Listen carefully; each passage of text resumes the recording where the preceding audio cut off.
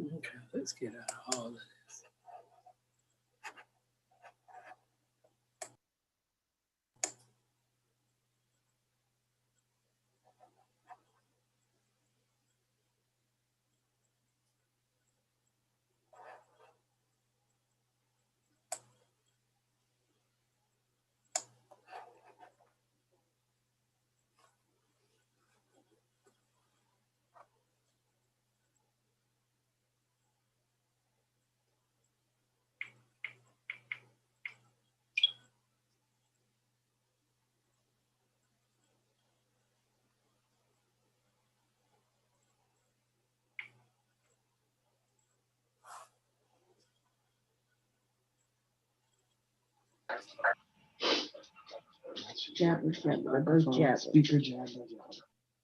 Good evening, everyone. Again, it is 6 o'clock. We'll go ahead and get the meeting started. So let me officially call our regular session for April 6th to order. I'll ask Mrs. Owens to call the roll for council members' attendance. Malinowski, Here. Pugh. Here. McBride.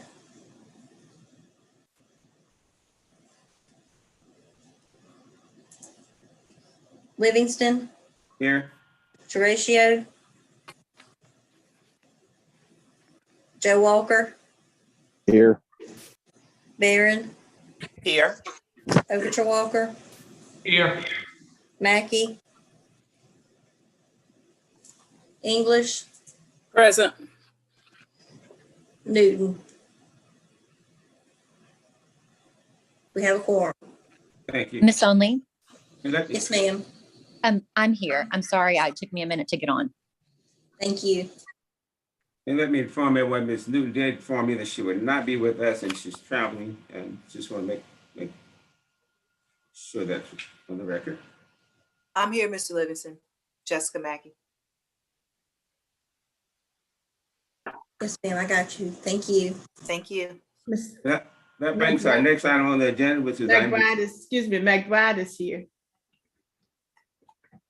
Thank you. the next item on the agenda is our invocation. That's by the, and following that be the pledge of allegiance by the Honorable Gresham Barron. Ms. Barron. Thank you, Mr. Chair. If you all will please bow your heads and join me in a moment of prayer. Father, in the name of Jesus, God, we thank you for being with us all day. We thank you how you have kept us safe over this past year. And now, God, we invite you into our meeting and we ask you to touch our hearts so that we can do the work of business of Richland County at a whole nother level. Father, we ask you to use us to move Richland County forward, to do the best things, to do the things that are best for the people and the citizens of Richland County.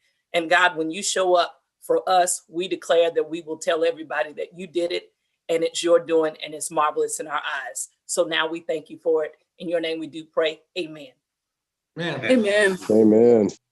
Amen. So if you will join me in Pledge of Allegiance, I pledge allegiance to the flag, of the United States of America and to the republic for which it stands, one nation, under God, indivisible, with liberty and justice for all.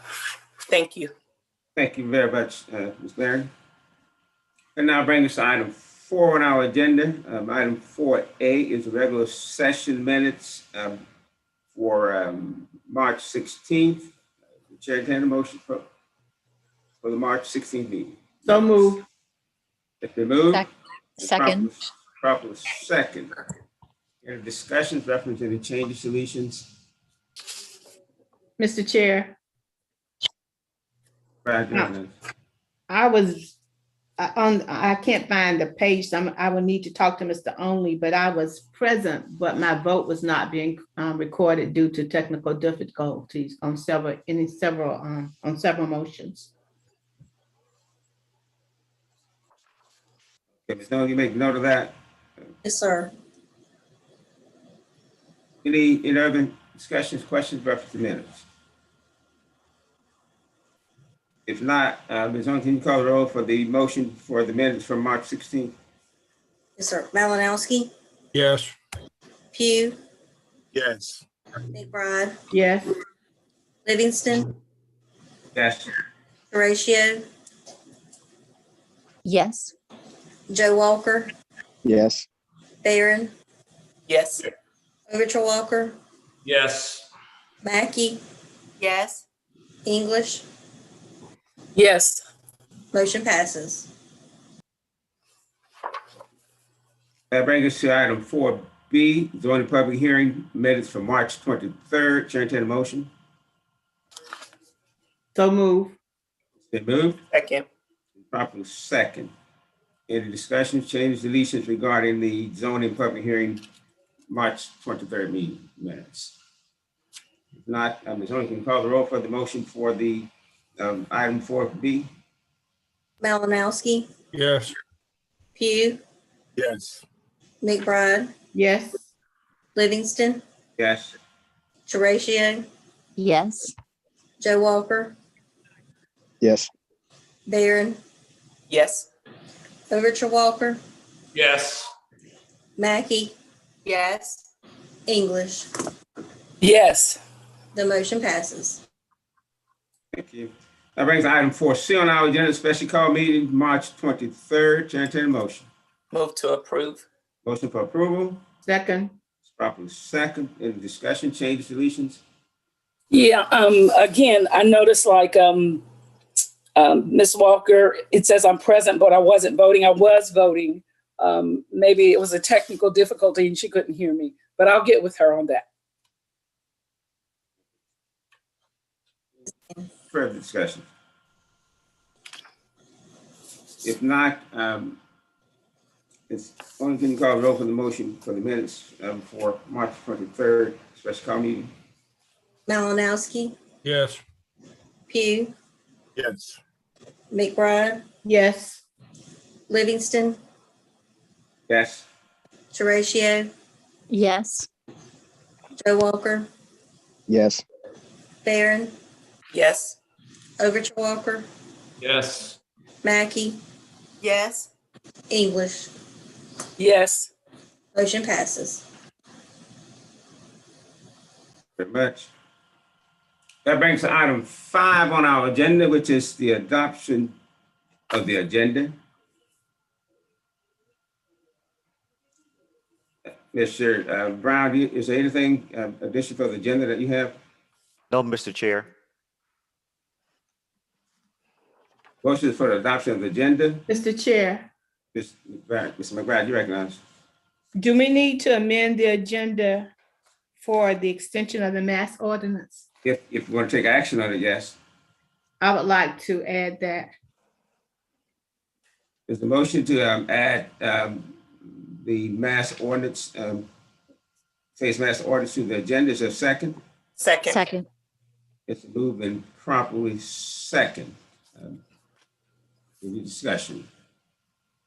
If not, Ms. Owen, can you call the roll for the motion to add the mass ordinance to the agenda?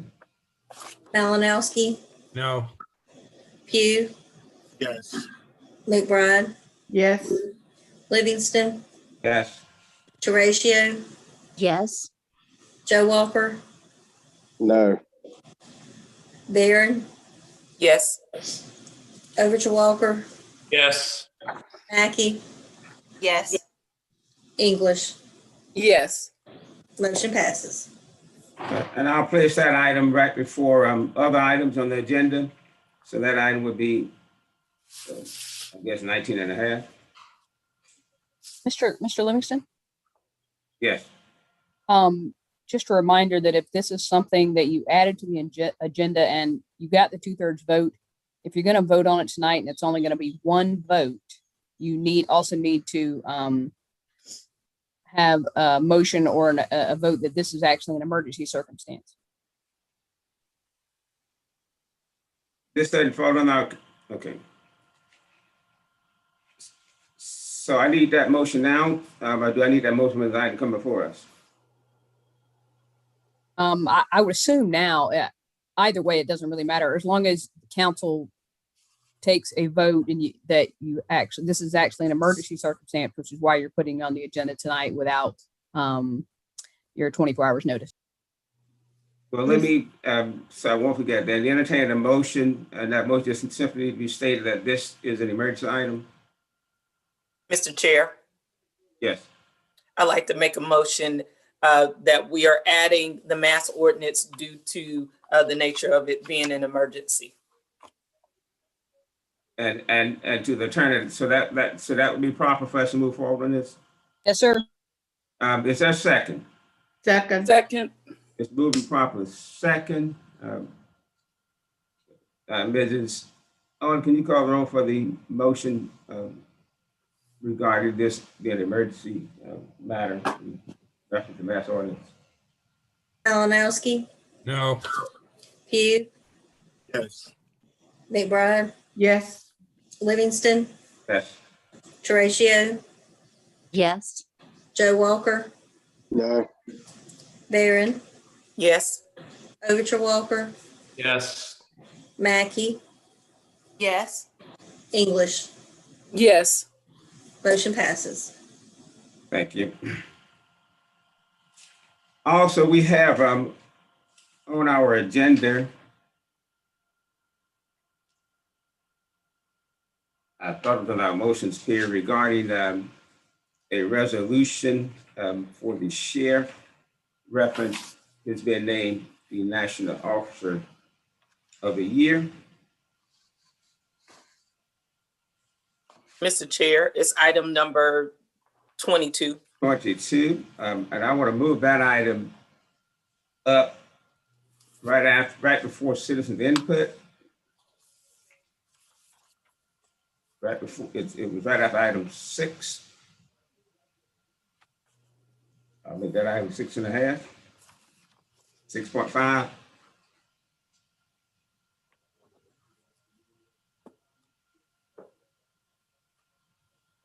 So the vote on the motion would be a vote to approve the agenda as amended by adding the mass ordinance as emergency ordinance, and also moving up the motion period item reference to sheriff resolution.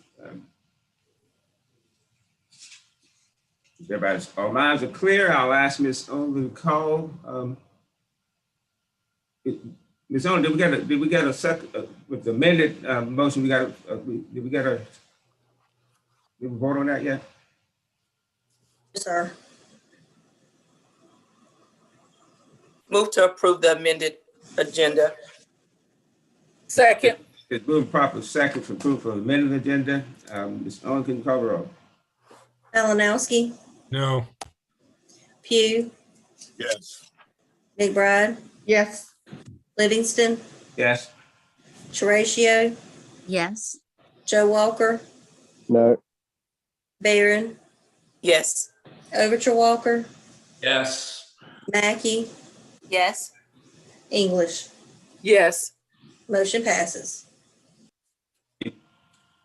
That now brings us to item 6 on our agenda, and that is the report of the Acting County Attorney for executive session items.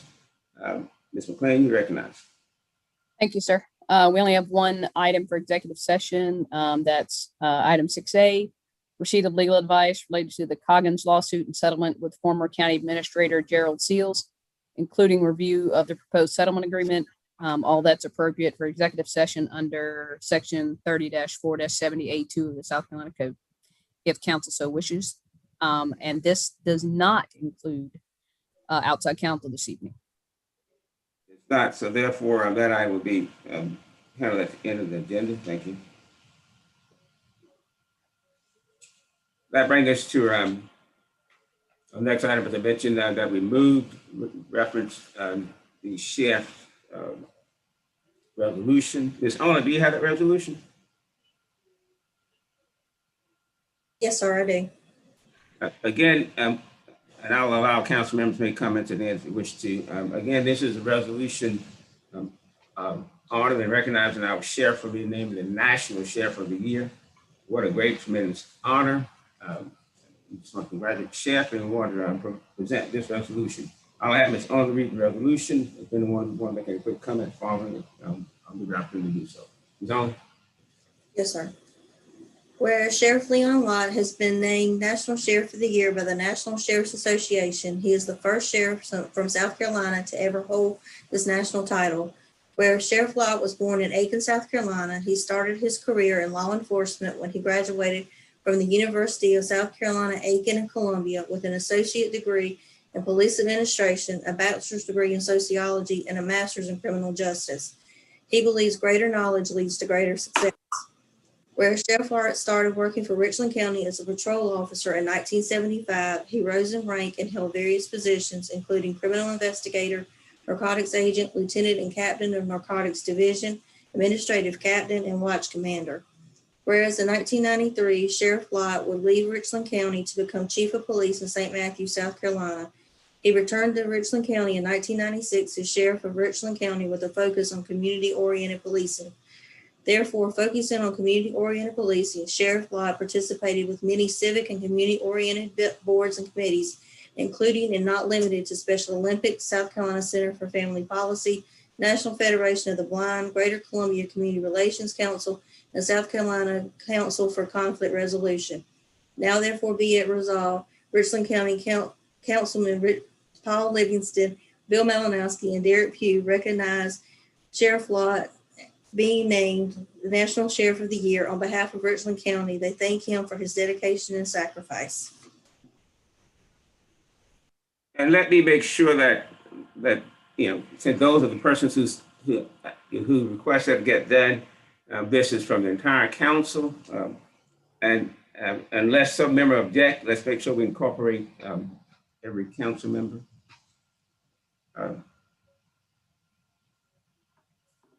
Mr. Lott, are you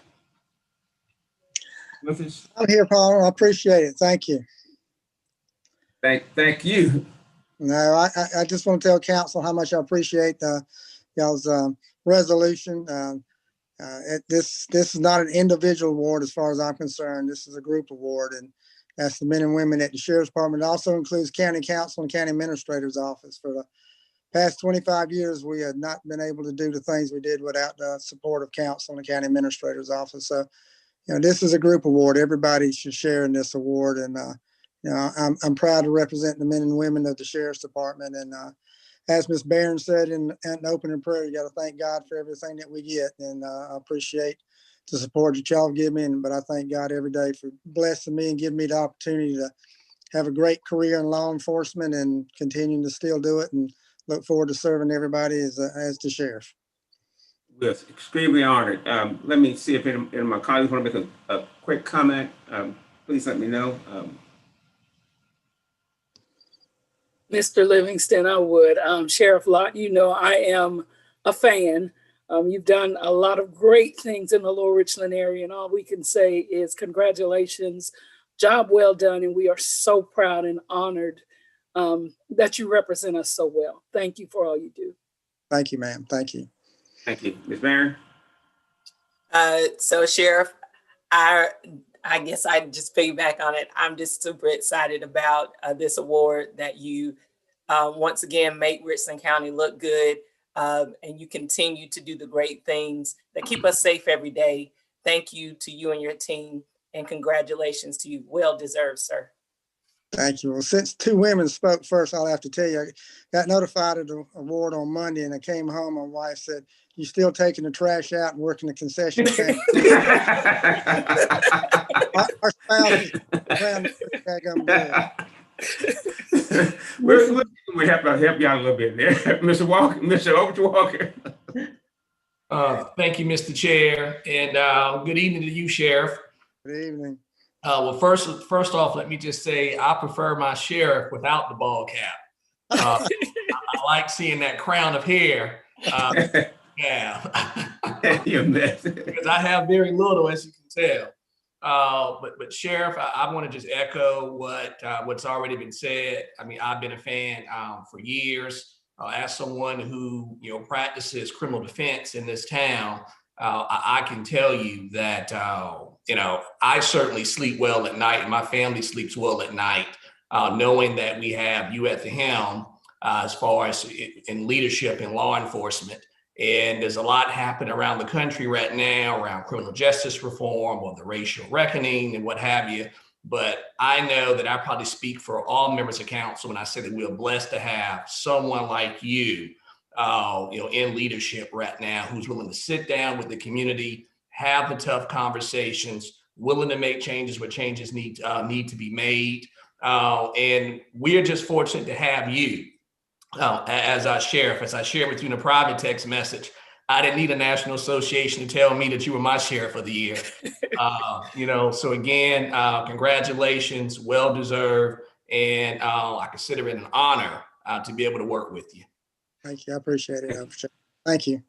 Mr. Livingston, Right.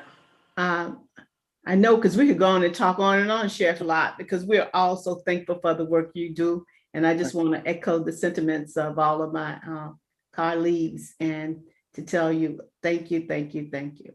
Thank you. Thank you, ma'am. Appreciate it. Thank you.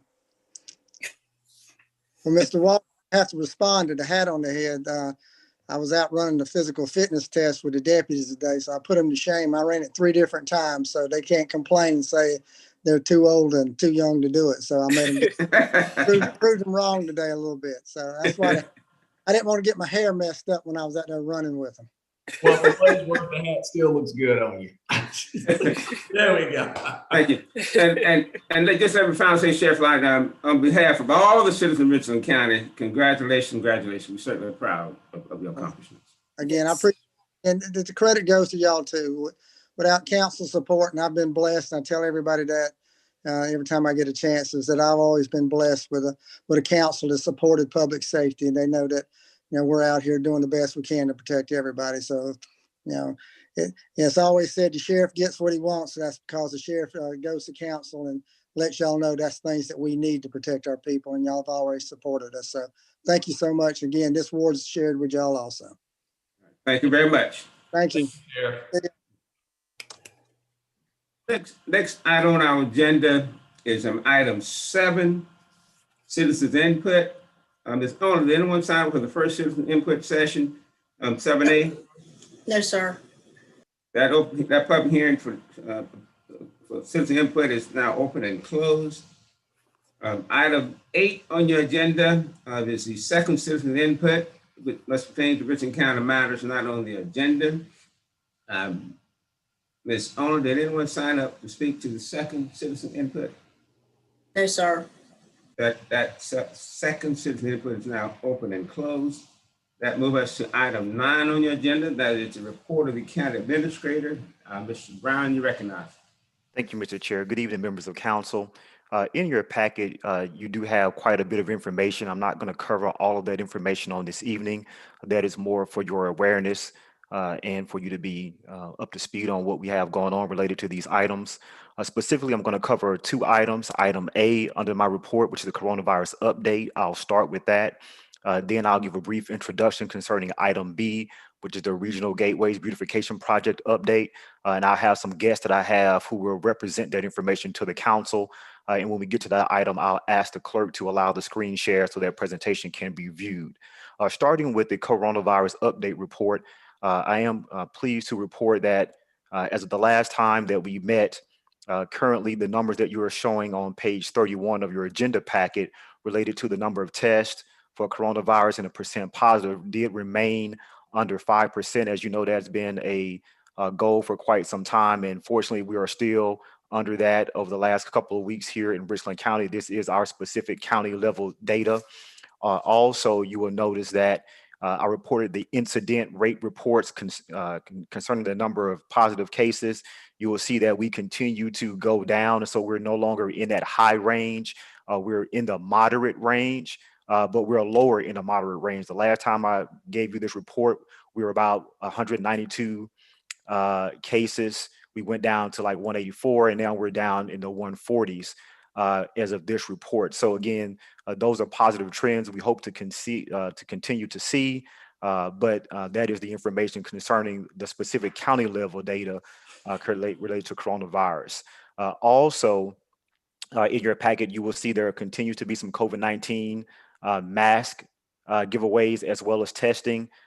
In your packet, you see those specifically highlighted in District 2.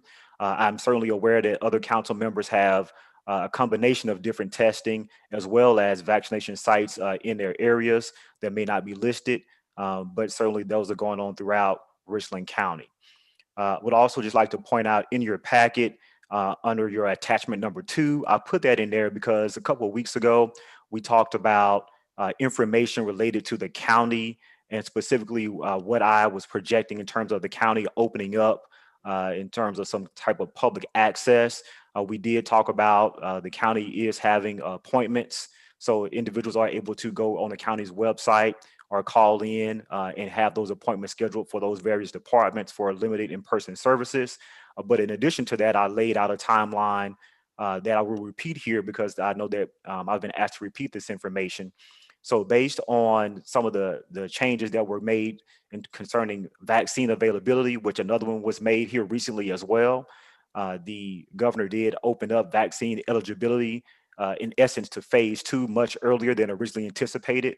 Originally, the information was that in May that would happen, but earlier this past week, the governor came out and made the vaccine availability to all ages 16 and above. So that timeline has been accelerated, but right now we are still projecting to be able to have public access July 1st. So we'll continue to monitor the situation, but I want to repeat that because I had a few members ask me to repeat that information.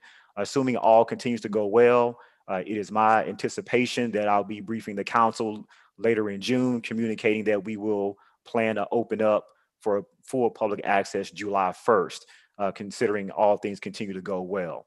The last thing I'll touch on here before I move on to the second part of the presentation, which is section B.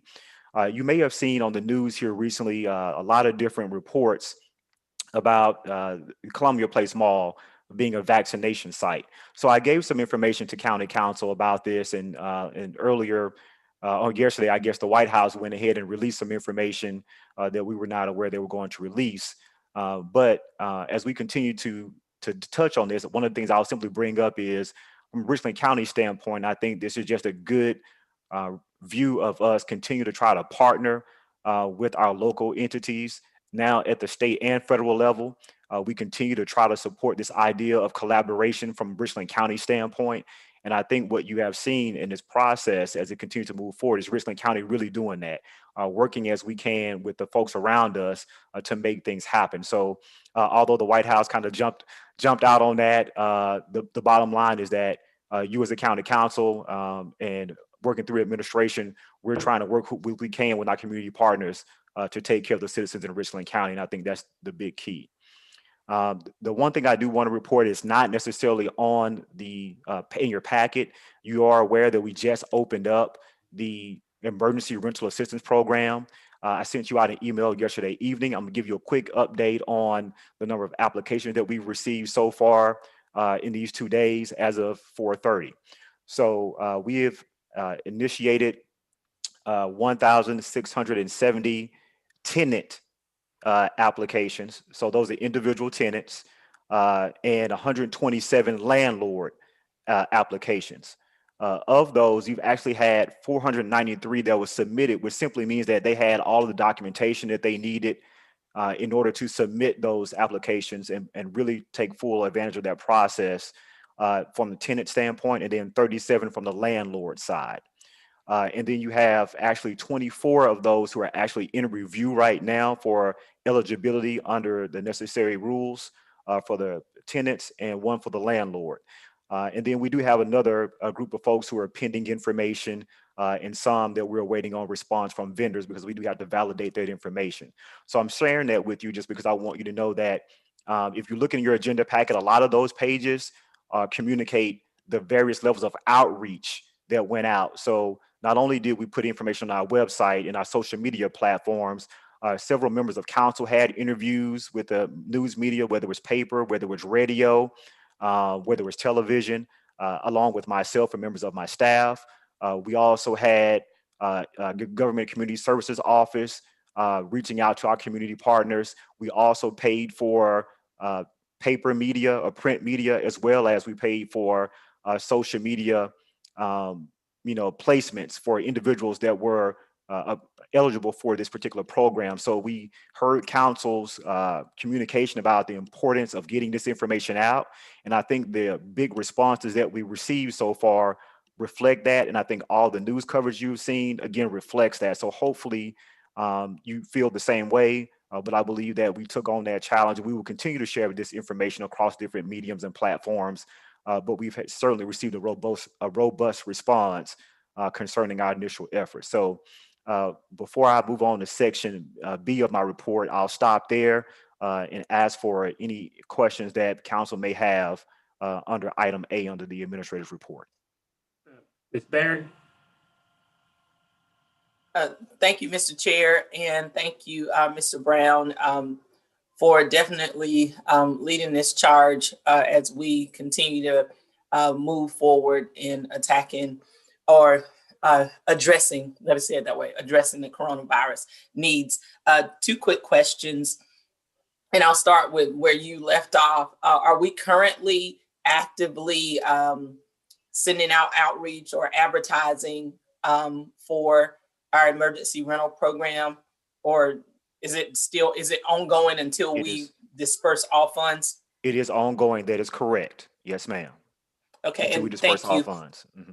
Okay, and then my last question would be, could you give us an update on how things are going since we started in-person appointments and any snags that we've reached or how we met the needs of the Sure. individuals? Very good question. So I did actually go down and kind of make the rounds and spoke with the offices that were having these in-person services. So initially, when individuals were coming in, there was one point kind of early on where there was quite an influx. And so the sheriff's department came back and talked to us a little bit, and we were able to modify that information so that we could keep a relative number of people safely distanced, because some of those offices have more space where people can stand in line than others do. But since then, I haven't had any issues. And all the departments so far said, people have in general been patient and working through that process. So everybody was asking me when we're going to open up even more. So, but right now, I told them that I gave them the same information I just gave you. Again, we're planning on July 1. We'll continue to monitor everything. But right now, Ms. Barron, I've gotten positive reports from those departments after the initial first days when we start taking in-person appointments. Great. Thank you so much. Thank you. Mr. Barron, go ahead. All right. If no other questions, what I'll do is, Mr. Chair, I'll do a brief introduction. We do have a few guests on the phone right now. What I'll do is I'll introduce Mr. James Bennett, and then I'll allow him to introduce the others who are on the call. But the council may or may not be aware, some members may be, but there's an organization that has been working to help try to bring together organizations like Richland County from the public sector, and then various private sector entities who are interested in supporting and beautifying the Midlands as a region. And this group, as you kind of see there in your packet, the Midlands Business Leadership Group has been tasked with several components, but one of those is beautification. And one of the things that we talked about later in the year last year was kind of where they were in some efforts that had been ongoing from a regional partnership standpoint. I'm coming into the county, begin to meet with this group along with other members of council who were meeting with this group. And since that time, things have kind of moved to where they are now. So what we have before council is going to be a presentation. In your packet, you should have received two things. One, you should have received a Gateway Project summary, and then you should have received the Gateway Project update. So I believe right now what's going to happen is Mr. Bennett is going to introduce folks who are going to talk about that update. Then at the conclusion of that, that will end my presentation at the ending of this presentation. So Mr. Bennett, I'll turn it over to you, sir. Thank you so much, Mr. Brown, and thank you for your participation and our regular scheduled meetings on governmental cooperation. And would also like to thank Chairman Livingston and Councilwoman Teratio, who has also been a part of our meetings. On behalf of the Midlands Business Leadership Group, thank you for allowing us to join you today to discuss a project which has been in the works for quite some time now. With me is Megan Hickman from Ingenuity, and we have Reginald Simmons from the Central Midlands Council of Governments with us also. I'm sure many of you are familiar with the MBLG. We represent over 45 of our area's largest private employers and have long convened to work on issues critical to this region. I think it goes back to 2016 when we took a leadership role in launching a new collaborative of private sector driven efforts to improve our region's competitiveness in a pursuit of a better place for all people in accordance with the vision that you see here. Through that initiative, we've engaged hundreds of community members with an investment of over 2,600 hours of service. And so I'm here today to update you on our first 7 initiatives, our work to enhance the invaluable cooperation that we see between our local governments. Our goal in this initiative is to help build stronger working relationships between local officials. We're going to talk about the 8 gateways today, but the real value add is cooperation among our governmental bodies in the Midlands. One of our members of the executive committee for the MBLG asked a question, have we ever known or experienced a time where we had all of our governmental entities in the Midlands talking to one another on a regular basis? And no one could really recall when this has happened the way that it is happening today.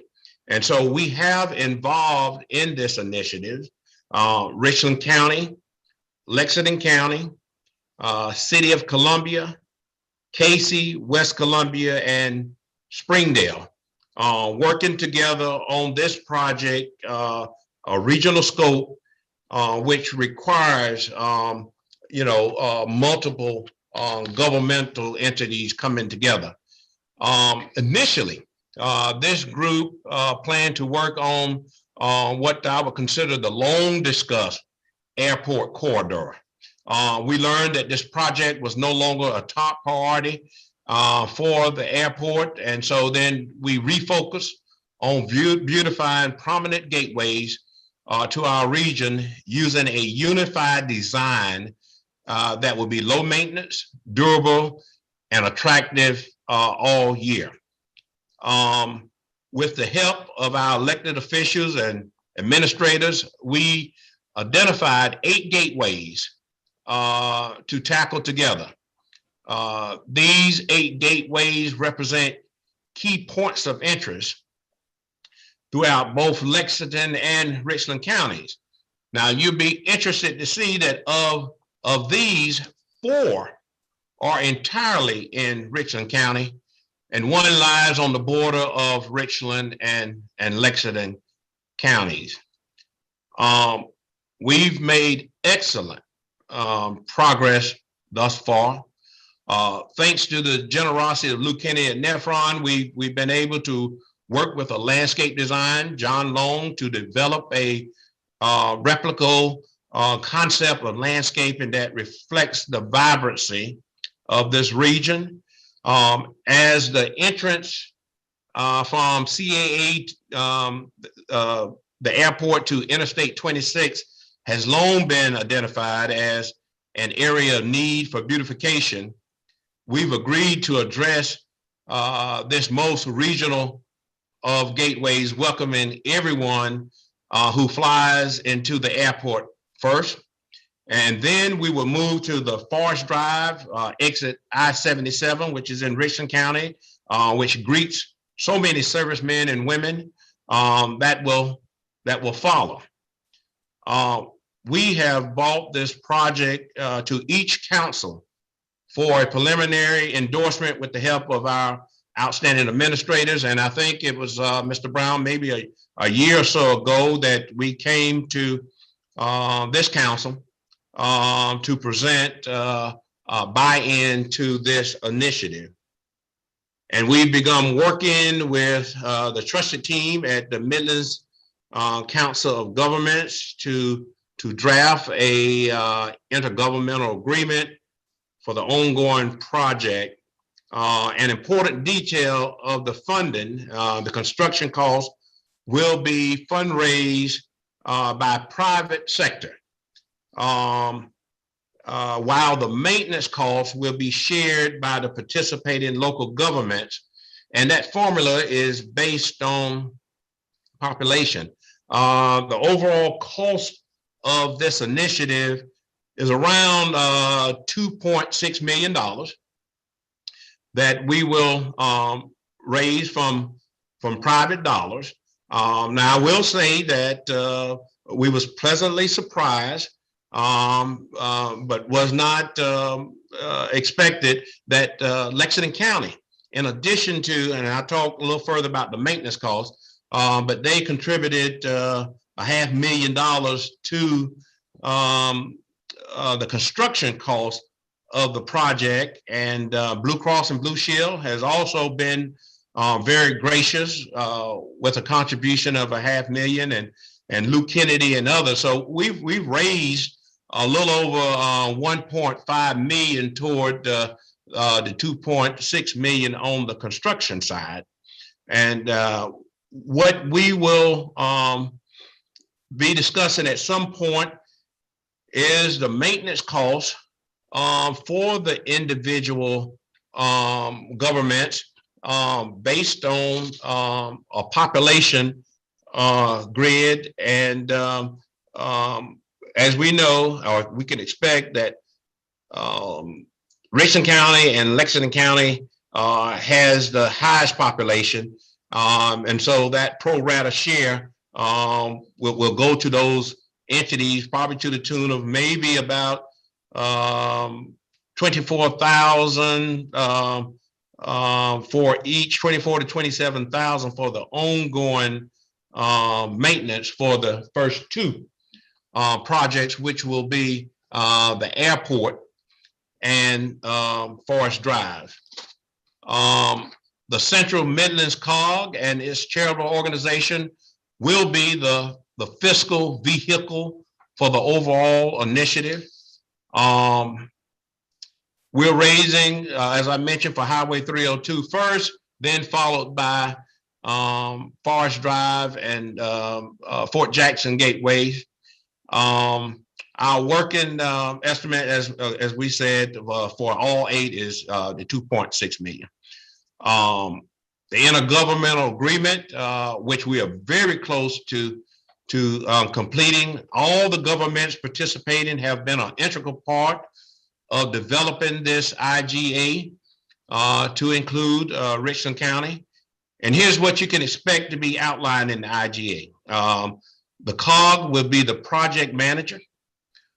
All of the decision-making powers and procurement guidance will lie with committees made up of representatives from the participating governments.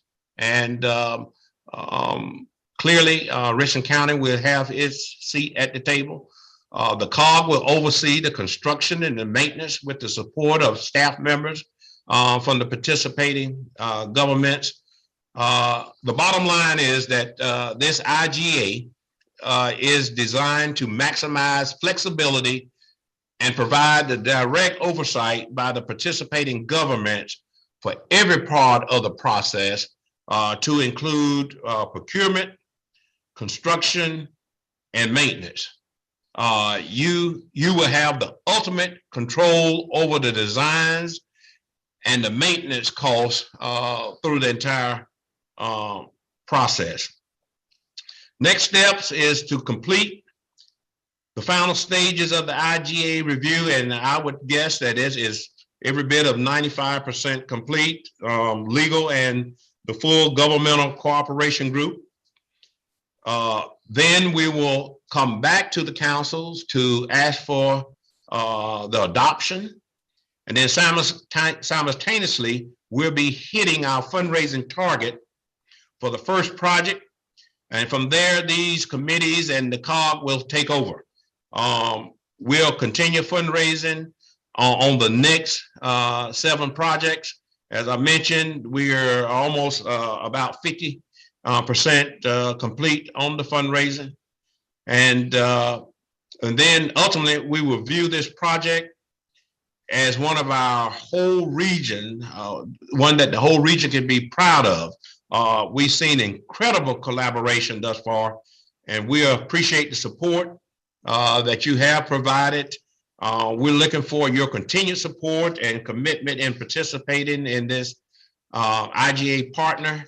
And Mr. Brown, I will be glad to take any questions, but I do want to reiterate that the real winner in this, even though I think that the 8 gateways that will identify the Midlands and is very important.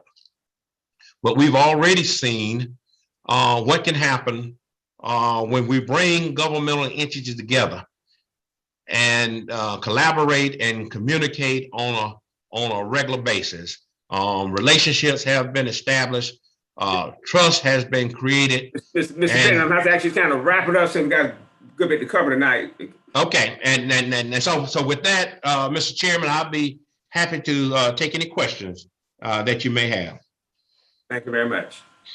Before I get any questions, Mr. Brown, anything you want to just add to that based on your involvement quickly? Yes, sir. Quickly. So we are involved. We are looking at the IGA. We have questions that we'll be submitting back to the group that we're working with. And that's what I would like to say, Mr. Chair. I'll turn it back over to you, sir. Any questions from my colleagues? Remember, this will be coming back to us, but I just wanted you to be aware that this is in the works. You know, I can tell you, since my few years ago when I started on county council, we've been talking about trying to figure out ways to improve our corridors and gateways in our community, and this is a great opportunity for us to look at a way of doing that and having a regional perspective on it. Any questions from colleagues? If not, let me thank Mr. Bennett and the Midlands Government Group, as well as the COG, for the efforts on this matter. I think it's a great opportunity for us in Richland County, and thank the private sector for taking care of the actual physical funding of the physical locations. Thank you, Mr. Chairman, and thank you, members of council. Thank you very much. If you have a question about that, Mr. Brown, does that complete your report? That does conclude my report, Mr. Chair. Thank you very much.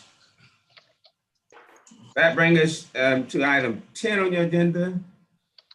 That is report of the interim clerk of council. Yes, sir. The clerk's office doesn't have a report. Thank you. That brings us to item 11. That's the report of the chair. The chair does not have a report. That brings us to item, that was item 11. Item 12 is our open and closed public hearings. Excuse me. The first one, 12A, is an order to authorize an easement to Washington and Assembly LLC for a perceptual right to receive light and air over and across land owned by Richland County, specifically the main library branch of Richland County Library, located on the southwest side of the intersection of Hampton Street with Assembly Street. That public hearing is now open. Did anyone sign up to speak to that public hearing, Ms. Owen? No, sir. That public hearing is now closed.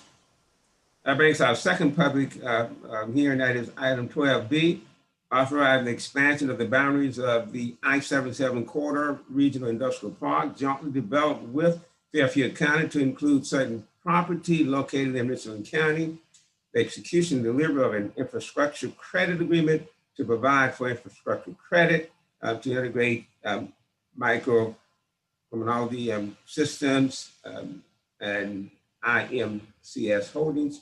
That public hearing is now open. Did anyone sign up to speak to that public hearing, Ms. Holmes? No, sir. That public hearing is now closed. That brings us to item 13 on your agenda, which is approval of consent items. And consent items are from 13A through 13I. The entertain a motion reference the consent items. Mr. Chair, I move to approve items 13A through L. The motion was approved for item 13A through L. Is there a second? Second. That motion moving properly. Second discussion. And Mr. Chair, Bill Malinowski. Now you recognize. Yeah, on this new computer they gave me, I can't find out where to raise my hand, so that's why I just spoke out. I would like to remove G, J, K, and L. D, G, A, J, K, K, and L. Any other discussion? With that being said, the motion is going to be for item 13A, consent item, with the exception of item G, J, K, and L. Any other discussion after the motion? If not, Ms. Owens can call the roll for the motion for the consent item. Malinowski, Yes. Hugh, Yes. McBride, Yes. Livingston, Yes. Horatio, Yes. Joe Walker, Yes. Barron, Yes. Overture Walker, Yes. Mackey, Yes. English. Yes. Motion passes. Thank you. That brings us now to item 13G, approval of Semi Ridge Drive sidewalk project. Mr. I'm not recognized. Thank you, Mr. Chair. Just want a little clarification on page 149 where it has this cost estimate in there. Item number 1, mobilization. Could I just be told what is that for at $25,000? Mr. Chair, I asked Engineer Steve Staley and Director Mike Maloney, Public Works, to address that, please, Mr. Chair.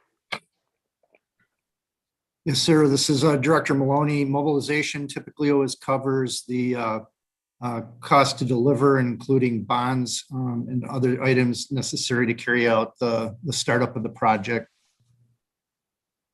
Okay, so then what we're paying them for down below as far as your engineering and construction management, that 41%, this isn't included in that, obviously. Correct? Mr. Staley, if you want to clarify that. That'd be item number 17 on the chart. That's right. Yes, sir. This is Stephen Staley. It's not included. Okay, so we pay him to get the troops together, and then we pay him to handle the project. And then we, Yeah, the mobilization is also for them to deliver large construction equipment that's needed, any land clearing, the big low boys out there, and then keeping that going through the extent of the project. okay, thank you. What about number 6, traffic control? What's that entail?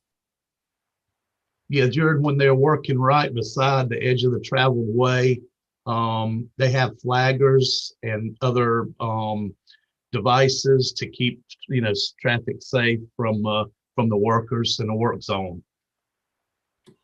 Okay, thank you. Mr. Chair, I'll go ahead and move to approve that. Move for approval item 13G. Is there a second? Second. Moving proper second. There's no further discussion. I'll ask Ms. Owen to call the roll for the vote. Malinowski, Yes. Hugh, Yes. McBride, Yes. Livingston, Yes. Horatio, Yes. Joe Walker, Yes. Barron, Yes. Overture Walker, Yes. Mackey, Yes. English. Yes. Motion passes. Thank you. That brings us to item 13J. Mr. Malinowski. Thank you, Mr. Chair. I'd like to do J and K together. It's just a matter of, I thought that we already had a different letter agreed upon than what's placed in the package here on page 184. On page 184, where the letter says, "Dear Mr. Parr," after the first paragraph, which ends with the words "through the year 2021." Previously, in a I'll say a template type letter, there was a paragraph in there that said, "Be advised, while sewer capacity may be available, we are not implying requirements for zoning and permitting in accordance with local jurisdictions have been met." Our Richland County Utilities has no authority to approve or comment on zoning or other types of permits. This letter pertains only to sewer capacity and our willingness to provide sewer service. Please contact local authorities for any information regarding additional approvals. And I believe that's what needs to be sent out in that paragraph. Also needs to be included in all of these willingness to serve letters, so that it takes away any doubt that the county and the council is not approving something else, and we don't wind up in some legal suit because of it. So my recommendation, maybe Director Davis would care to comment on that, but my recommendation is that that paragraph be added to all willingness to serve letters. Staff have a response to the concern being expressed by Mr. Malinowski? Go ahead, Mr. Davis. The chair is recognized. Chair, if I may be recognized, Yes. we take no exception to adding that language. These are basically just telling folks they can go forward and begin the design and purchasing process, and in some cases, the rezoning process required to do a development. But we don't take any issue with adding that language to the willingness to serve letter. Okay, thank you, Mr. Davis. With that comment then from Director Davis, I would make a motion to approve J and K with the addition of that language. Heard the motions, that's second. Second. Second. Move proper second. Any discussion, further discussion? There being none, there is, only can you call the roll for the motion for item 13J and K? Malinowski. Yes. Pugh. Yes. McBride. Yes. Livingston. Yes. Horatio. Yes. Joe Walker. Yes. Barron. Yes. Overture Walker. Yes. Mackey. Yes. English. Yes. Motion passes. Thank you. That now brings us to item 13L. Mr. Malinowski, you recognize. Thank you, Mr. Chair. I'd like to first ask Ms. Wadishkin of procurement the information that I got regarding the agenda briefing addendum, which is listed as confidential on 2 of the 3 pages. Was that presented to all council members? Good evening, Mr. Malinowski. It's Jennifer Ladishkin, Procurement Manager. Yes, that was asked to be presented to all council members. It was sent to Miss Only. Okay, then if everyone has that, it was the addendum to this particular item. On the second page of it, I'm gonna try and talk without divulging the confidentiality here. There are 2 applicants, I'll call them, for the RFP. I'd like the first, there's a huge discrepancy between one of the applicants and the other 4 when it comes to personnel experience. Is that something that's really of such a great importance to us in this, and how is that determined? So the scoring that's provided and consolidated is done by an independent evaluation team. And so what that particular score would indicate is that perhaps some of the individual personnel of a particular firm may not have presented as well as some personnel from other firms. But the overall firm scores would be a different score. That would be a Right. different. And when it comes to the total overall scores, there is only a 3-point difference between two of the firms, yet the SLB inclusion participation is considerably greater and the greatest in one of the firms, which to me, I thought we're trying in Richland County to work toward this SLB inclusion. And because there's only a 3-point difference in the overall, and the personnel experience has a 10-point difference, and the SLBE is way greater on the other one that fell down on the personnel experience. I'm just wondering if anybody had looked into that as far as the SLB to see if maybe this is a case where we don't go with the, it would be the second person on this list. The SLBE participation is weighted according to the ordinance. And so that's why, even though they may have scored more points in that area, it's has less weight than the other categories. And that's per the SLBE ordinance. Okay, if I might, could I ask Councilwoman McBride if she reviewed this and if she has any thoughts or comments on this? Thank you, Mr. Malinowski. I saw it and I did. It immediately came to my attention.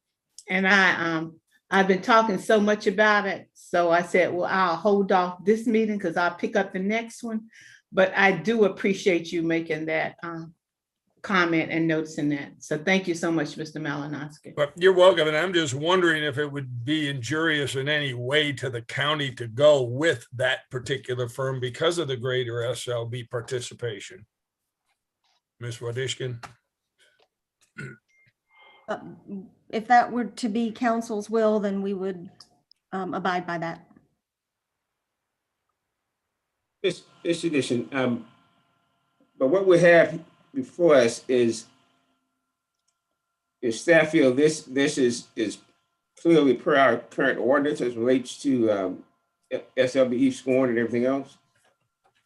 Yes, sir. The evaluation was performed in accordance with the ordinance. So the scoring that's outlined there is how the scoring should have been conducted according to our rules and ordinances. Well, my suggestion would be for us to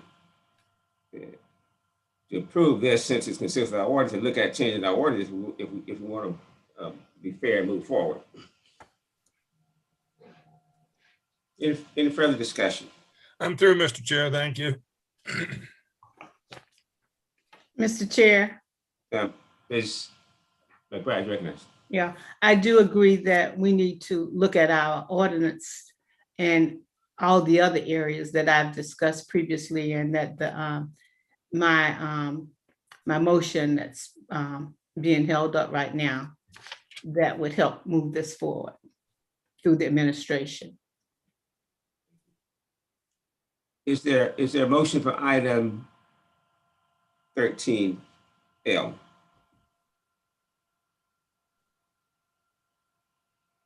Mr. Chair, I move to approve as recommended by staff. Motion for approval recommended by staff. Is there a second? I'll second that motion. Any further discussion? If not, Ms. Only, can you call roll for the motion for staff recommendation for item 13L? Malinowski, Yes. Pugh, Yes. McBride, No. Livingston, Yes. Horatio, Yes. Joe Walker, Yes. Barron, Yes. Overshaw Walker, Yes. Mackey, Yes. English. Yes. Motion passes. Thank you. That brings us to item 14 on our agenda, and that is 14A. is tax map number 20-042 MA, Gita Tepper. And that is a third reading item that's referenced Sloan Road. The chair entertain a motion. Move to approve. Motion for approval. Is there a second? Second.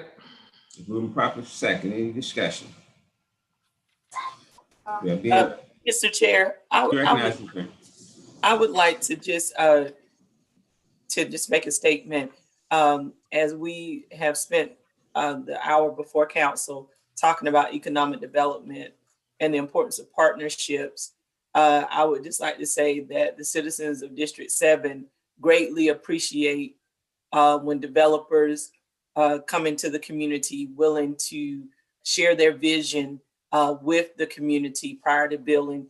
And this is a great example of what happens when everyone is well informed.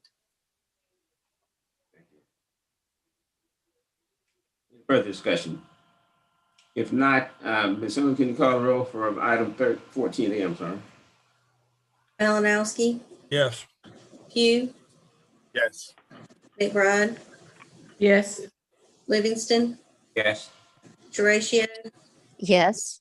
Joe Walker, Yes. Barron, Yes. Overture Walker, Yes. Mackey, Yes. English. Yes. Motion passes. Our next item is 14B, which is also a third reading item. And 14B is authorized expansion of the boundaries of the I-77 corridor regional industrial park jointly developed with Fairfield County to include certain property located in Richland County, the execution and delivery of an infrastructure credit agreement to provide for infrastructure credits to integrated microcontroller systems. So I motion for item 13B. Move, Mr. Chair. Motion for Second. approval, properly second. Any further discussion? And Mr. Chair, Malinowski, you recognize. thank you. I believe I stated this once before, probably in committee or here, but we got a lot of information here, but nowhere is it mentioned what the infrastructure is that's going to cause $4.1 million to be invested in Richland County. Can anyone give us that?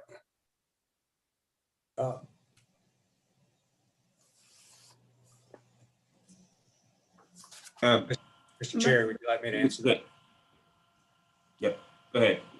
Mr. Malinowski, the special source infrastructure credit is a term. It can also be referred to as a special source revenue credit, and it's simply reduction in taxes.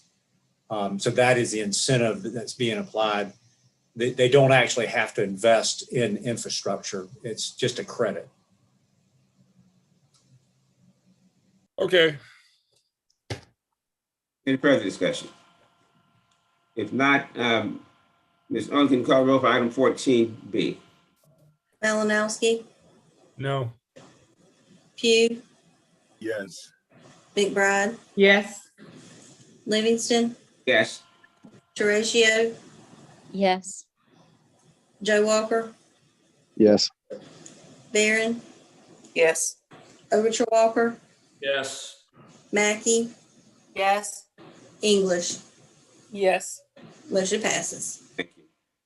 And that brings item Mr. 15 Chair. on your, does someone have a question? Yeah. Any of these items need to be for reconsideration? Be a question to staff. No, sir, not that I know of. Thank you. Thank you, Ms. Barron. That brings us to item 15A, which is second reading items. And 15A is authorized expansion of the boundaries of the I-77 corridor regional industrial park jointly developed with Fairfield County to include certain properties located in Richland County, the execution and delivery of a public infrastructure credit agreement to provide for public infrastructure credits to a company identified for the time being as Project Harbor and other related matters. The chair entertains a motion for second reading for item 15A. Yes, sir. So move, Mr. Chair. Moved. Second. Properly second. Discussion. Mr. Chair. Mr. Chair. Mr. Walker and Mr. Walker. Yeah, yes, Mr. Chair. I have a question, and perhaps either Director Rubel or maybe someone from from the developers team could answer this question. With respect to Project Catawba, it's my understanding that there is a railroad crossing located near this project. It's near USC's campus right there on Lincoln Street. And so I am curious as to whether or not there's been any conversation about, safety measures that will be put in place to protect students or pedestrians in the area. Mr. Chair, we have representatives from Nexum Pruitt Law Firm and their client on the call with us. If it's okay, I'd defer to them. Sure. Thank you. Thank you. This is Bob Coble with Nexum Pruitt. I would like to ask Adam Beck if he would outline the Planning Commission at the city and answer that question. Good evening. No problem at all. Good evening, council members. Appreciate the time tonight. And it's a great question and a very good I was looking for more detail. So yes, that's correct. There is a railroad crossing across Lincoln Street, kind of on the we'll call the northwest side of our site. And this actually came up as part of our Planning Commission review back in December of 2020 that we actually had a pretty good discussion on with the city council members within the city of Columbia. And there was kind of, two things that came out of it as part of our site plan approval. There were some kind of conditions that we would work with the city of Columbia to work on additional signage and striping for that specific crossing that, again, we've got an allowance for in our kind of budget and working with the city to include that as our, project. And then also, I believe, as part of the kind of quiet zone upgrades, which I think members of this council may know more about than I do, I believe that specific crossing is part of that kind of quiet zone discussion, which I think may or may not have been approved, but I think is already funded as well. And I think there's funds set aside to upgrade that specific crossing for the kind of pedestrian bike, crossing across the railroad track there. So hopefully that answers or provides more detail for everyone. Thank you, Mr. Beck. Thank you. Mr. Ratio. Thank you, Mr. Chair. I would also like to hear about a little more detail about the proposed upgraded stormwater information and the relationship to Greenway and just investments there for this project. Yes, no problem. I'm going to pull up my kind of list here. So yeah, as part of our project, we'll be upgrading and we'll be cleaning up kind of the overall existing environmental conditions on site, and then upgrading the kind of overall water and storm sewer. We do plan to have, treat all water and storm water before, again, kind of running off into the wetlands area on the east side of our site. And we've got about, probably including kind of impact fees, but overall improvements, about $1.3 million set aside as part of the public improvements to address water treatment and water quality on our site. Okay, and is that 3 million? Sorry, just as a follow-up, that 3 million was that listed on our previous briefing document? And I'm sorry, I might have misspoke. It was about 1.3, kind of including impact fees. Okay, 1.3. Yeah, correct. Kind of a round number. And I believe it should be, I think in a detailed chart with kind of the breakdown of our public improvement allowance. If not, we're happy to kind of redistribute that if need be. Okay, and just as a second follow-up, I think that some of the folks from the neighborhood were trying to reach out to you all. Have you been able to make contact with them? Yes, yeah, we actually talked with Joe Wilder last Friday. He had kind of similar questions and have a response kind of teed up to him as well, and kind of bring him up to speed. As again, I think there were discussions preliminary we had with the neighborhood association previously as part of the planning commission stage about some potential kind of, upgrades or work to the, existing wetlands. That's, I think, actually a city right of way and controlled by the Army Corps of Engineers there. So I think we're in discussions with them. And I think as part of our project, we're kind of restricted on some of the work we can do within that wetlands area, but have, indicated to Joe and other members of the neighborhood association that we are in support of anything that wants to be kind of done in and around kind of that wetland area. Okay, thank you for that. Mhm. If you have further discussion, Mr. Chair, Mr. Chair. Ms. Malinowski, Thank you, was sir. that you, Mr. Bill? Yes, sir. Thank you. Okay. I guess, Mr. Beck, you're answering all the other questions.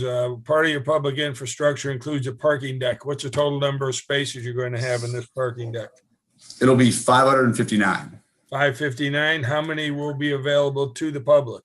So we'll have, I guess there'll be 559 spaces in total garage. We'll have 11 spaces on the ground floor available for public parking, but then we're also doing 17 parallel spaces along Catawba Street, and then additional 10 surface spaces kind of just before the entrance to our garage, kind of closer to Catawba.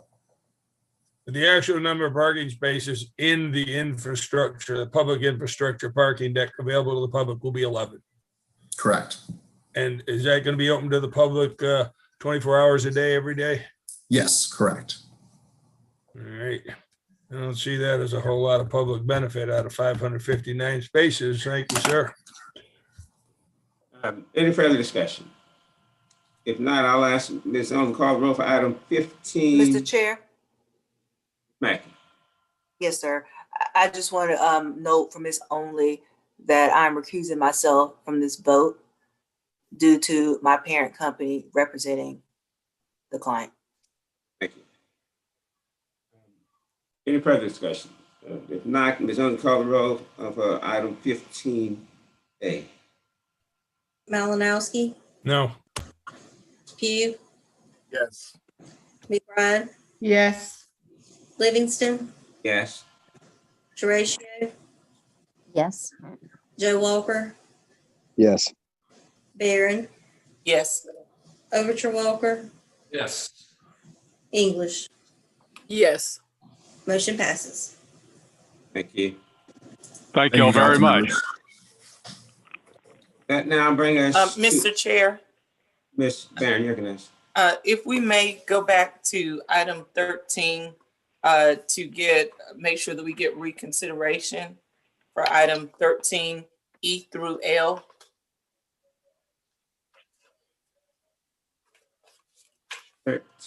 E through.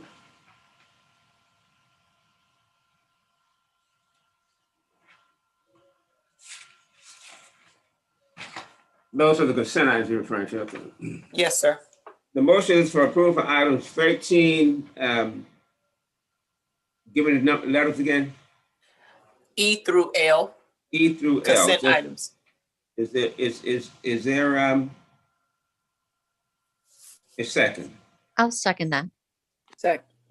Thank Moved you. properly second for items for reconsideration for items E through L. 13 E through L. There's no further discussion. Ms. Owen, can you call the roll for reconsideration for items 13 E through L?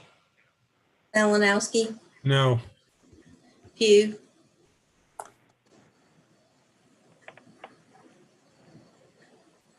Pugh, No. thank you. Livingston, No. Horatio, No. Joe Walker, No. Barron, No. Overture Walker, No. Mackey, No. English. No. Motion fails. Ms. Only, did you get my vote? Yes, ma'am. McBride? No, okay, thank you. Okay, and that brings us to item 16, which is report of the Administration and Finance Committee. Ms. Malinowski, you recognize. Thank you, Mr. Chair. We've got one item, and that is the proposed budget calendar, which you'll find on pages 236 to 241. The A&F committee recommended council proceed with the preparation of a balanced annual budget for fiscal year 2022 and a proposed balanced annual budget for fiscal year 2023. And I bring your attention to the dates of meetings that would be of importance to council members should they wish to attend, and that's page 240 and 241 has all the budget meeting dates. And the committee's recommendations for approval, right? Yes, sir. Thank you. You heard the committee's recommendation. Discussion. If not, Ms. Only, I should call for the vote for the committee's recommendation regarding the proposed 22 budget calendar. Malinowski, Yes. Pugh, Yes. McBride, Yes. Livingston, Yes.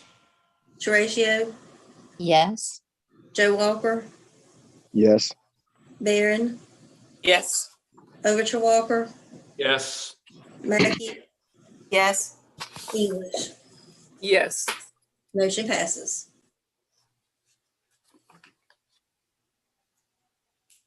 Malinowski, that concludes the That concludes my report for A&F, Mr. Chair. thank you. Now that brings us to item 17, the report of the Rules and Appointments Committee. That's you again, Mr. Malinowski. Yes, sir. Thank you, Mr. Chair. Item 17A.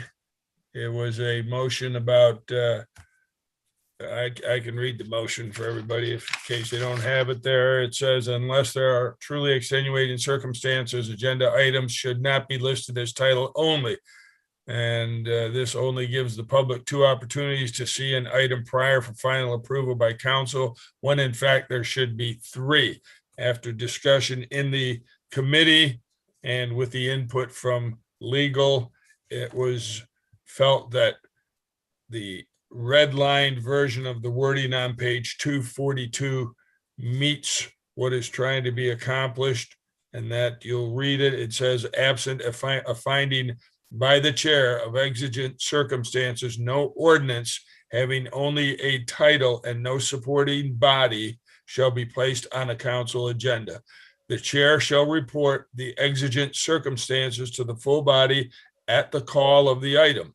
Notwithstanding the within, ordinances related to economic development projects may be placed on an agenda with a title only, provided that the chair of the Economic Development Committee recommends such action and a report is presented to the full council in executive session if necessary and appropriate, that providing background information sufficient for the council to make an informed decision.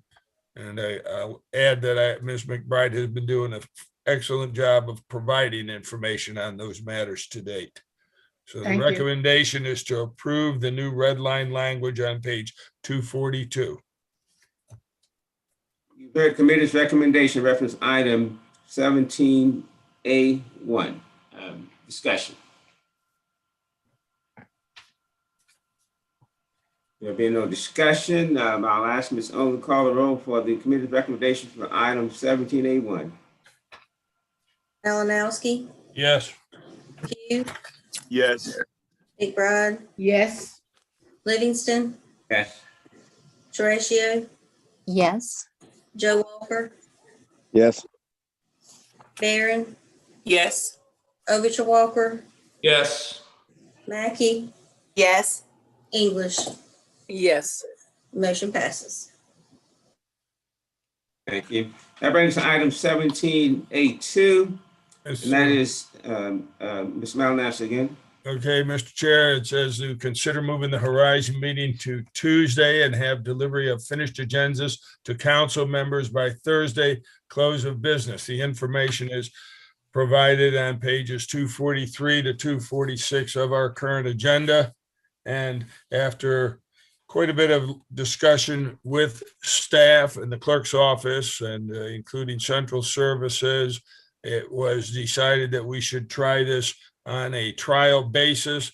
And the actual recommendation is to change the Horizon meeting to Tuesday from Wednesday and move delivery of the agenda to council on Wednesday on a trial basis that starts in September of 2021 and ends in December of 2021. And those dates and that trial basis was all prompted based on staff's recommendations. Heard the committee's recommendation for item 17A2. Any discussion? If not, I'll ask Ms. Owen to call the roll for the committee's recommendation for item 17A2. Malinowski, Yes. Pugh, Yes. McBride, Definitely yes. Livingston, Yes. Horatio, Yes. Joe Walker, Yes. Barron, Yes. Overture Walker, Yes. Mackey, Yes. English. Yes. Motion passes. That concludes my report, Mr. Chair. Thank you, Ms. Malinowski. Mr. Chair, Chair. Ms. Barron? Horatio, I think it was. Horatio? Hi, yes, sorry, I didn't raise my hand. I just wanted to say thanks to the Rules and Appointments Committee. I know that they've been working on a lot of these items for some time, and it's great to see them move forward. Thank you, Mr. Horatio.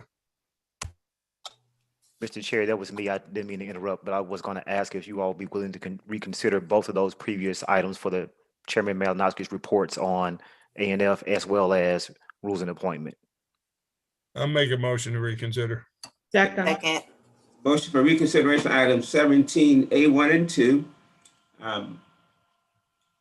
If there's no discussion, can you call the roll for Yeah, the motion? Mr. Chair, the administrator also asked for 16A.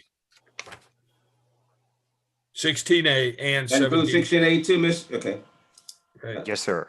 So the motion for reconsideration for item 16A, 17A1 and 2. Any discussion? If not, Ms. Only can you call the roll for the motion for reconsideration for item 16A, 17A1 and 2? Malinowski, No.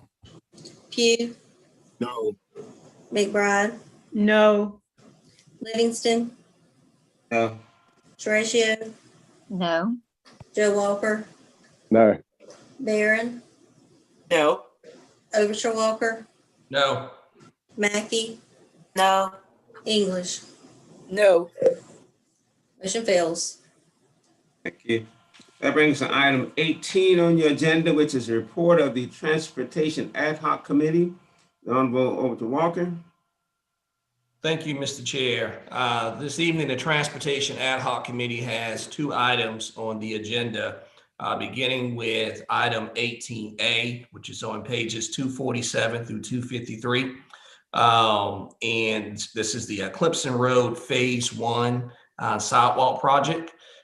The committee recommends approval of the award of the Eclipson Road Phase 1 sidewalk project to Tollison Limited Company in the amount of $269,900 and to approve a 10% construction contingency of $26,990 for a total budget of $296,890. I would also say, I guess, for my colleagues' edification, the engineer's estimate on this project was $263,485.04. The Tollison bid of $269,900 was less than 10% over the estimate, which is very good. Tollison Limited Company is both an emerging small local business enterprise and a small local, emerging small local business enterprise, along with being a small local business enterprise.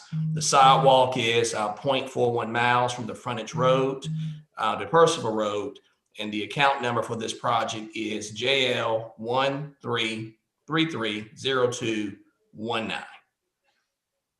And the committee's recommendation? The committee's recommendation, Mr. Chair, is approval of the award for this project to Tollison Limited Company. Thank you very much. You've heard the committee's recommendation. Any questions? Yeah, Mr. Chair, Bill Malinowski. Bill, you recognize. Thank you, sir. And this may be a question for Ms. Wadishkin, and that is on page 250 of our agenda. The license for this company expired December 31st of last year. Would we normally award contracts to a company with an expired license? Good evening, Mr. Malinowski. That's actually a City of Columbia license, and I believe there's a like a grace period between January 1st and I want to say March 31st, where people are allowed to continue to renew their licenses without actually considering them to be completely expired. So it's only partially expired. Okay. Are there business licenses in order with Richland County then? Yes, sir. Okay, thank you. I'm done, Mr. Chair. Further discussion? If not, Ms. Owen, can you call the roll on the committee's recommendation for item 18A? Malinowski, Yes. Pugh, Yes. McBride, Yes. Livingston, Yes. Horatio, Yes. Joe Walker, Nope. Barron, Yes. Overture Walker, Yes. Mackey, English. Yes. Yes. Thank you. Motion passed. Ms. Only, I'd like to put my vote to the no side, please. Yes, sir.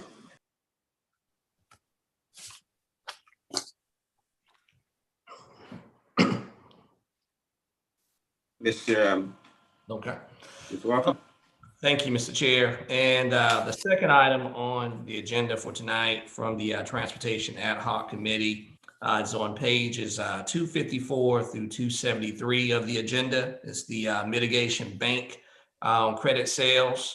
The committee voted unanimously to recommend the sale of 18.87 wetland and 507.5 stream credits to the South Carolina Department of Transportation for Highway 601 McCourt's Ferry Road Bridge project. Again, just for my colleagues' edification, the penny program will receive $376,834.30 from this credit sale. This is a local Richland County project that bisects districts 10 and 11, about 2.1 miles north of Garner's Ferry Road. And again, the recommendation from the committee, which is unanimous, is to approve the sale, Mr. Chair. Great. The committee's recommendation. In discussion, reference item 18B. Mr. Chair, You recognize it. I just have a quick question. Now, does that money go just into a blank pot or into a pot, or does that go into the district where it is, or just into that pot?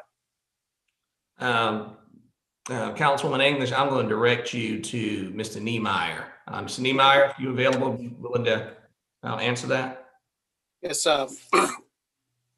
yes, Mr. Walker, thank you. Michael Niemeyer, Director of Transportation. Miss English, that money goes back into the pennies account.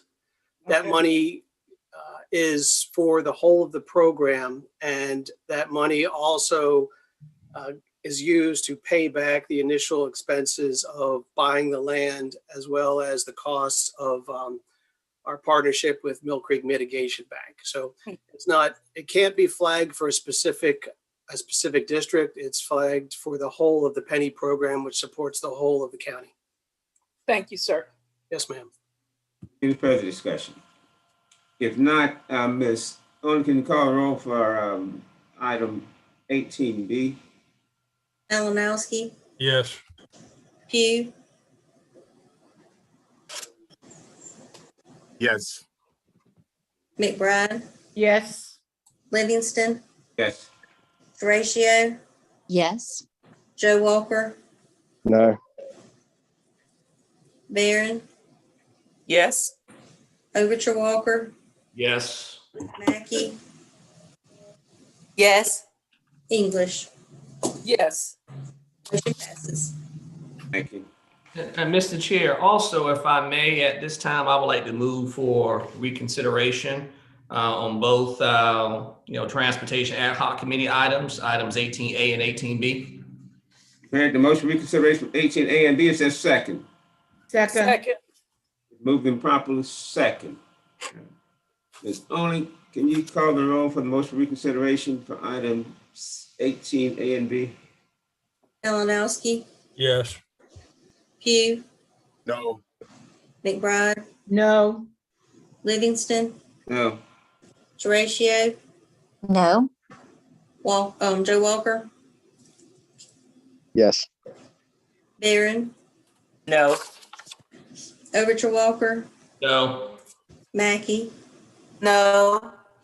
English. No. Motion fails. Thank you. And that completes your report, Mr. Walker? That completes the chair's report, Mr. Chair. Thank you. That brings us to item 19 on your agenda, and that is the report of the Detention Center Ad Hoc Committee. Mr. Ratio? Thank you, Mr. Chair. So we just have one item, and that is 19A, the detainee phone system. Information can be found on pages 274 through 277 of our agenda. We in our committee discussed, and I'm going to try to get the motion right, that we voted on in regards to the telephone service.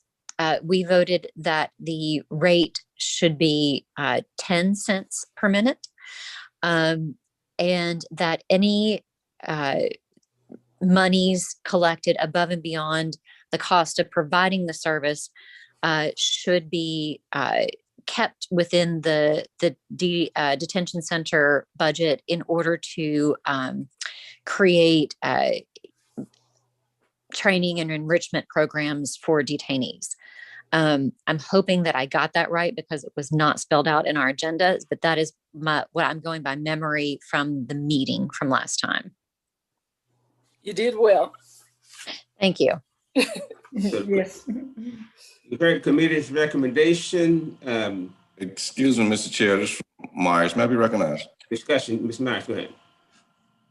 There was also a part of the jail management, information management system I also put in that also.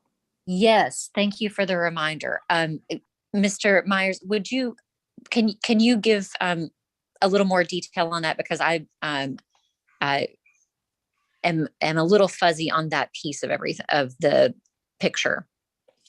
The phone company gives a technology grant, which basically comes out of the commission, and they are going to pay for the jail to have a new jail management system. Right. So that is also included as part of the contract. Am I Yes. remembering that correctly? Okay. That's correct.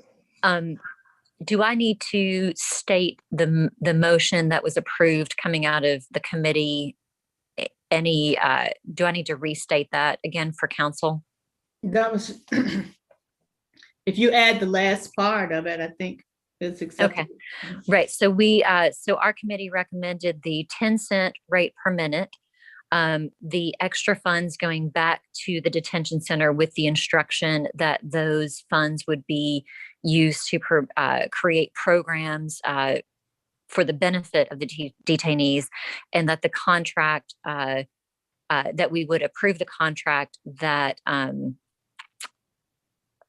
includes the system for the detention center, the operating or the GMI. management system. Yes. Okay. Does that capture it all?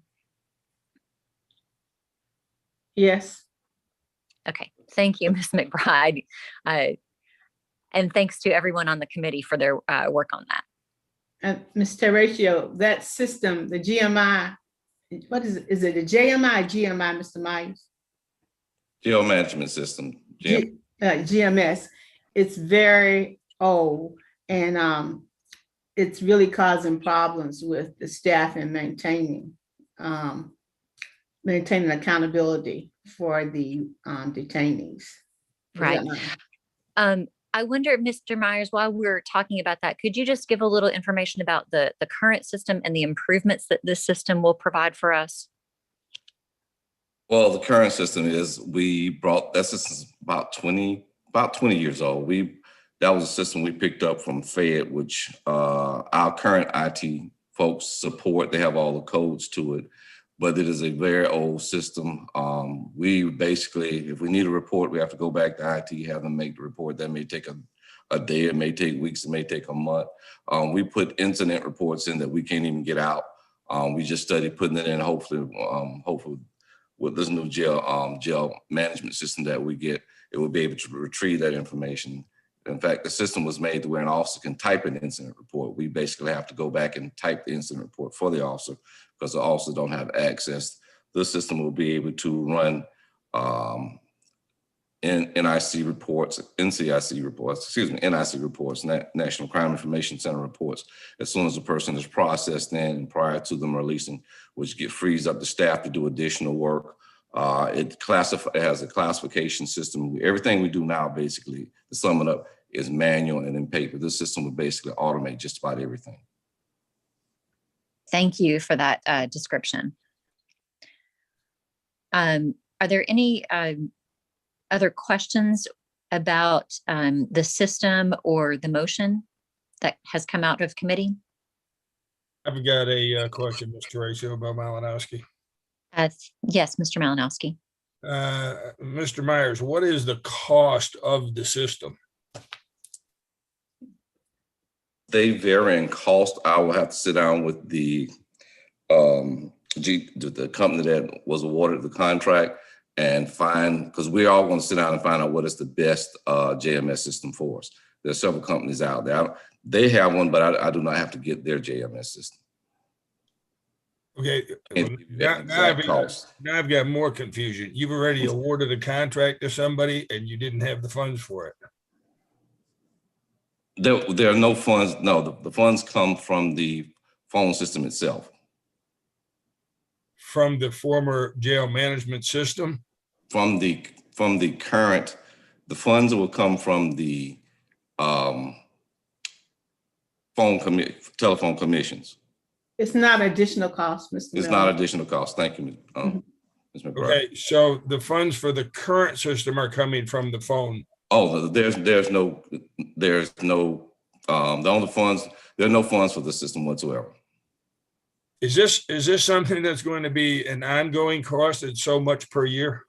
Yes, sir, but those funds will still come out of the phone contract system. It will be a maintenance cost to it. I'm sure it will be. But it just seems to me that this would be somewhat of a budget type item, that you need funds for a particular system, because if this phone service somehow goes by the wayside or fails to produce the funds, the county has to provide the funds for that system. I personally think this should be requested through the budget process so that you know you're covered. We just approved on consent items paying an additional $579,000 for food service because of a situation that came about, and that detainees can no longer be used to help offset those costs. And now you got $345,000, of which you don't know how much goes toward the system. But add that to the 579, you've got almost $1 million, $924,000. Let me ask Administrator Brown, does he believe that this is an item that should be as a budget item and not just all of a sudden from a committee because there may be some funds left over? So, Mr. Malinowski, this system and this process, without actually knowing what the jail management system and the company is going to provide, that's a hard question to answer. So you certainly could try to limit the scope of what this current approval would do. So potentially you could say you could award the approval of this item contingent upon some additional information, and then we could determine whether or not it makes better sense to utilize the jail management system that's particularly provided by this vendor or go through a separate process. I think the short answer for me is that this is another example of a long-term infrastructure issue that we're trying to simply address, and whether the county budgets for it through a direct appropriation, or if we could get credits, if you will, funded by a different agency, that would be something that would probably be more helpful to us in not holding up a much needed system for an outdated service that we're trying to provide inside the detention center, sir. I'm also wondering, though, we don't know the exact cost. Is the cost, I don't know how many people provide such a system or a service. Would this be a procurement matter as well? Are we skirting procurement requirements by just arbitrarily taking these funds and giving it to somebody, even though they may have provided the service in the past? Is it something that should be bid out? Let me see if Mr. Ladiskin is still on the line. That's, again, something I think, Mr. Malinowski, that's a good question. If this is not something that can be approved within the current budget process. What I would simply say to you is, in the system that I was working in, it was not unusual for the phone company, the internet service provider phone company, to provide credits that could be utilized for the jail for an item like this. So, but I would ask Ms. Ladishkin to address your specific question from a procurement standpoint. Good evening, it's Jennifer Ladishkin. Yes. It's my understanding that the funds that will be utilized for the JMS are coming from the revenue that's collected from the use of the phone system, Mr. Myers? Yes, that's correct. Okay. And so in that case, the funds aren't actually coming from Richland County. That would be one of the negotiated functions of the contract for the phone service. And so that would not fall under the procurement guidelines. Okay, thank you. I just think there's to me, a lot of information that hasn't been provided to us, and we're just all of a sudden being asked to approve something that there's a lot more going into than just deciding on what the phone rate should be. I'd like to see more specifics on paper and bring it back, and I'd make a motion to defer this until we get all that info. Thank you, Mr. Malinowski. I would also like to state, just for the record and also for our discussion, that I am uncomfortable with the kind of coupling up of these two items. I would like to see a lot more transparency. One of the reasons that we have this item really in the detention center ad hoc committee is because of questions about exactly what it would cost to provide services, phone services for detainees. And we kind of got into this other number of 10 cents, but we don't really have a lot of clarity about what things cost. Is this a deferral? Yeah, well, I guess there's no discussion on deferral, but we don't have a second. No, I didn't get a second for deferral, so you. Okay. All right. Yeah, I would make a motion then, other than the committee recommendation. My motion would be to approve the alternative the committee came up with at 10 cents a minute, and then bring back all this other information for us to review and act on in the future. Thank you. I would accept that and second that, Mr. Malinowski. Okay, Mr. Malinowski, motion was second to approve the 10 cent per minute option, and then come back with other information regarding the GMS system. Mr. Chair. Ms. McBride, you recognize for discussion. Yeah, I would just like to state that this is not out of the norm in terms of having this contract and having the management information system a part of it. Secondly, the administration, the detention center staff, they have a very old system that is causing many, many problems. And regardless to whether this contractor does it or another, it's something that needs to be changed and improved. So I'm really not sure of the argument over it, because it's already stated that it's part of the contract. And should we do another contract, then we may get another system. But right now, this is the system that if we get this contract that's needed. So I think we're just pushing it to the side down the road when this is something that needs to be done now. We're already short of staff. They don't really have the time. They can't even do what they're supposed to do. And then having to try and use an antiquated management system is more than enough, too much to ask of them. So that's my feel on it. I think we should move it forward. Mr. Chair. Substitute motion then. Ms. Mellon, you recognize. Thank you, Mr. Chair. Ms. McBride, I'm not arguing that the system's not needed. The jail director, Mr. Myers, said that it was needed, but had you not gone into discussions about this telephone item, and if it was approved way back initially when it first came without any conversation, The director never brought this to us at that point in time. So I don't see what waiting to get I'm agreeing that it's probably needed, but I just like to see the specifics behind it. And I don't see that waiting to get that info and then acting on it is really holding anything up down there. Okay, well, he did bring it before the detention committee, but I would like to ask Mr. Myers, how urgent is us moving this contract along? Well, never went to the administrator previously, so. Well, I thought the administrator was aware of it. Excuse me. May I be recognized, Mr. Chair? Yes, please. Go ahead. This has been brought up several times over the past few years, even before the current administrator came in. The jail has always needed this system.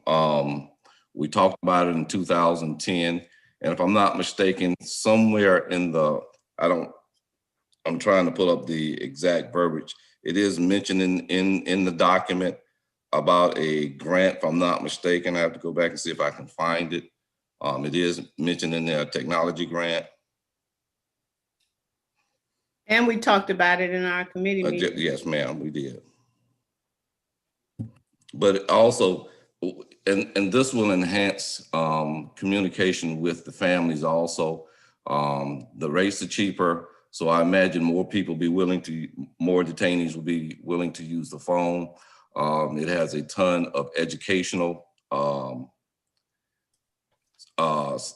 information in it where we can improve the program aspect at the detention center. They'll be able to get the GEDs. They'll be able to get books to read. Currently, we push the card around. Like I said, everything we do in this involves staff. By bringing in a current and up-to-date phone system and jail management system, things will be a lot easier on staff. Thank you for that, Ms. McBride, for saying that. Mr. Chair, I want to offer substitute motion. Yes.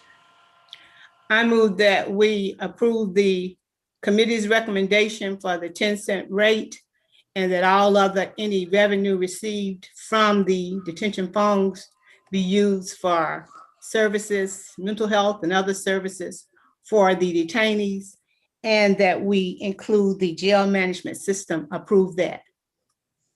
You have substitute motion. Is there a second? Mr. Chair, that sounds like the original motion or the original committee recommendation. Well, I thought that she amended it. Well, that's her substitute motion. It could be committee's recommendation. Is there a second for the substitute motion? If not, I'll second it. It's moved and properly second. Waited long enough. Mr. Chair, Yes. can we get a definitive statement from administration or budget, or I guess even legal, about, or Ms. Ladishkin, about the procurement? Can this be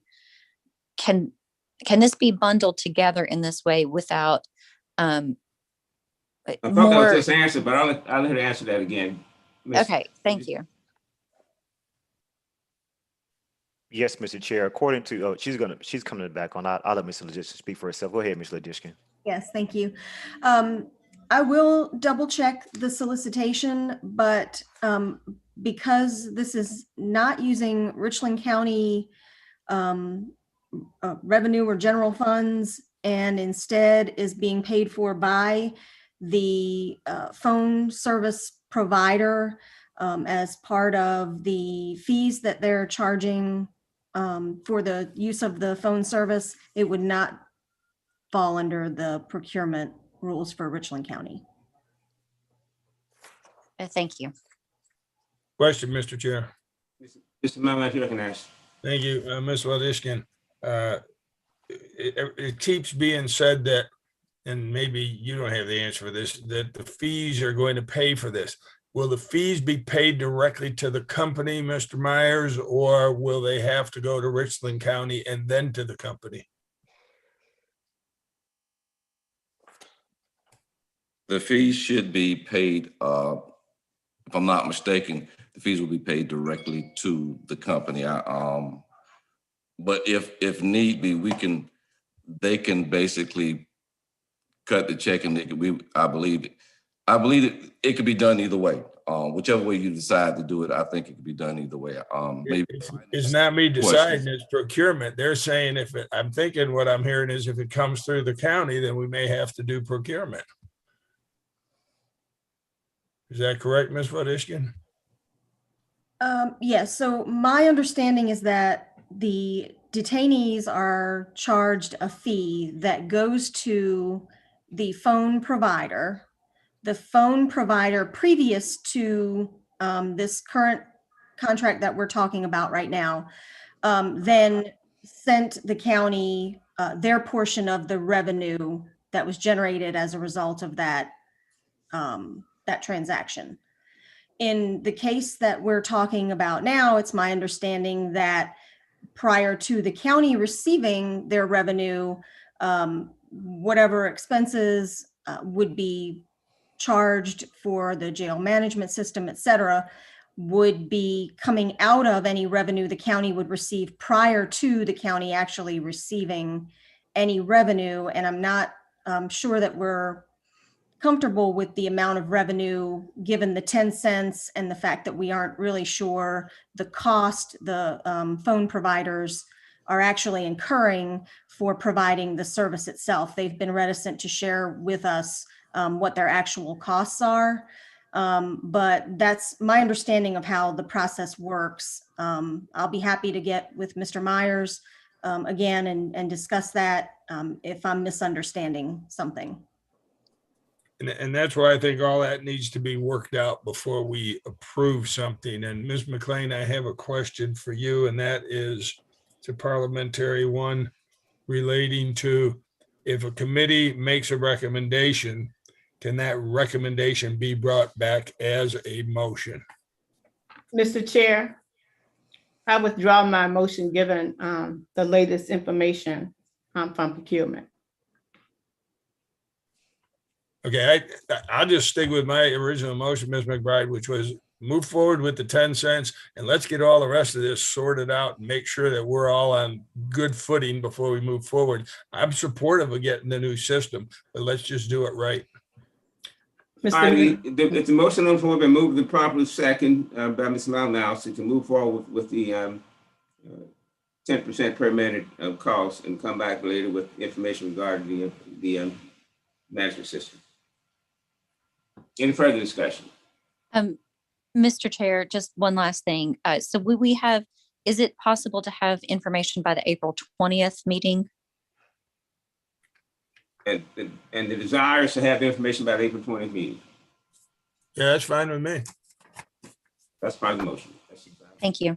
Any further discussion? If not, Ms. Owen, can you call the roll for the motion for 19A to move forward, by Ms. Malinowski to move forward with the 10% per minute off and come back later with some information regarding the expenditure of the funding that the county will receive? Yes, sir. Malinowski, Yes. Pugh, Yes. McBride, Yes. Livingston, Yes. Horatio, Yes. Joe Walker, Yes. Barron, Yes. Overture Walker, Yes. Mackey, Yes. English. Yes. Motion passes. Thank you. That brings us to item 19.5, which was an added item to the agenda regarding the extension of the current county face mask ordinance. The chair entertains a motion regarding item 19.5 regarding the extension of the. So move, Mr. Chair. Second. Moved and properly second. Discussion. Mr. Chair. Rachel, you recognize. I just have one question about this. It came to my attention that the proposed expiration dates were not prominently published. So when we reapprove these ordinances, can we have the date that they were approved and the date, and then it's, I think, 61 days So can we publish that 61st date so that citizens can kind of know where we stand in the ordinance? You want to make that a part of the motion? Yes. Yes, I'd like to make that part of the motion to publish the. Amendment. Thank you. I accept. Accepted as a part of the motion. Any further discussion? If not, Ms. Owens, can you call the roll for the motion for the extension of the county face mask ordinance? Malinowski, No. Pugh, Yes. McBride, Yes. Livingston, Yes. Horatio, Yes. Joe Walker, No. Barron, Yes. Overture Walker, Yes. Mackey, Yes. English. Yes. Motion passes. Thank you. That brings us, Chair, entertain motion for reconsideration for that item. I move So for moved. It's been moved and properly second for reconsideration for item 19.5. Ms. Owens, can you call the roll? Malinowski, Yes. Pugh, No. McBride, Yeah, no. Livingston, No. Horatio, No. Joe Walker, Yes. Barron, No. Overture Walker, No. Mackey, No. English. No. Motion fails. That brings us to item 20, other items. Mr. Chair, that was an emergency, second part of that motion. That this would be for an emergency. Yes, that was the motion, emergency mass ordinance, yes. Okay, so you included that in the one Yes. motion. Okay, I just want to make sure. That's how it's listed on the agenda, how it's Okay. added to the agenda too.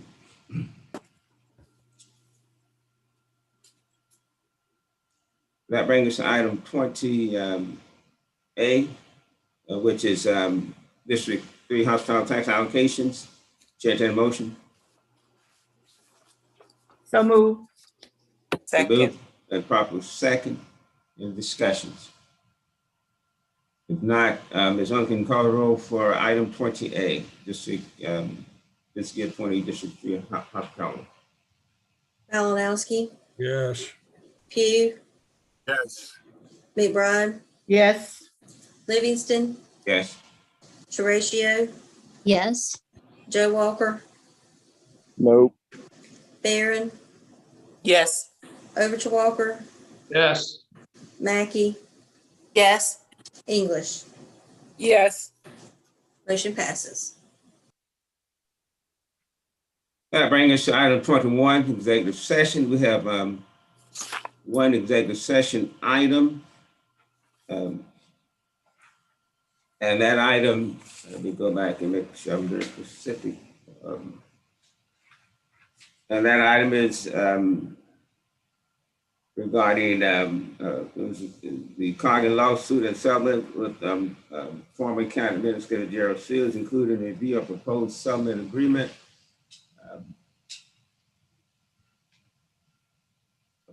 That's all it says.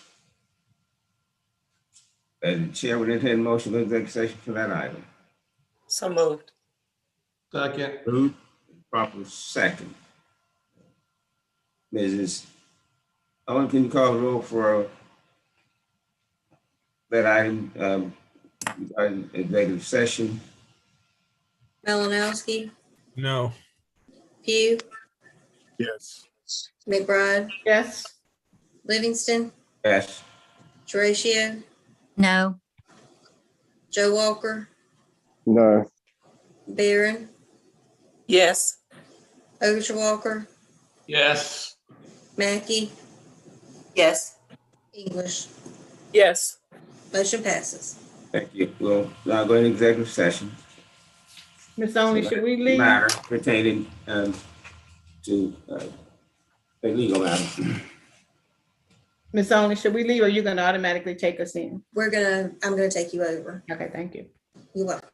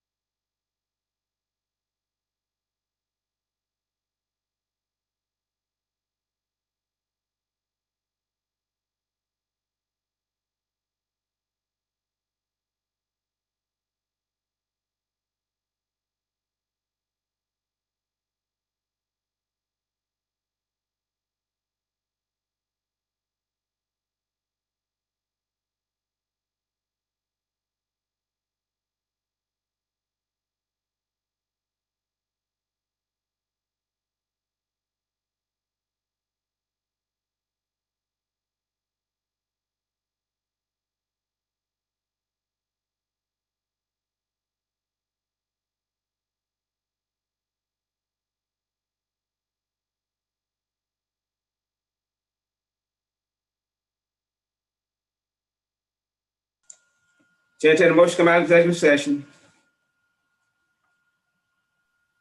So moved. It's been moved Second. and properly second. Ms. Owen, you back with us?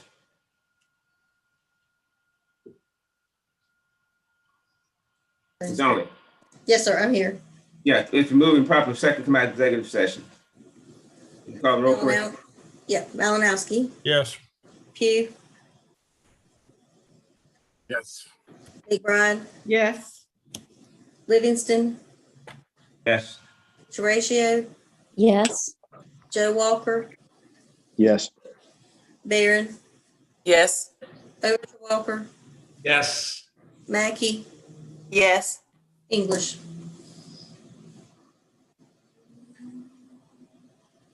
Yes. Sorry about that. You're fine. Motion passed. Okay, the council received a legal briefing and executive session regarding the Cogging lawsuit and settlement with former County Administrator Gerald Seals. And there's no action come before council at this particular time. Council just received that as information. And that brings us Second. to the proper second in the discussion. If not, those in favor of the motion, please say aye. Aye. Aye. Opposed, say aye. I'm so used to, Ms. Owen, can you call the roll? So I can be clear? Yes, sir.